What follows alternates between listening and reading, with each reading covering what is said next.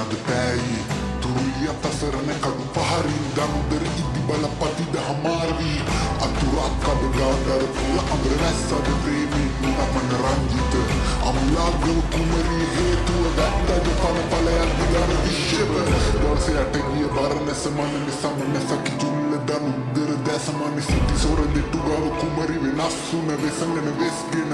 හිසගිස්සම ගෙන් කළ නම් ලැබගනී සමාධිය අසරණ ස්වාමිය මගදි දමාගිය තිර මුරු සමෙතැයි නුබුම සකාරිය සත්‍ය අවබෝධ වේද ඇත චතුරාර්ය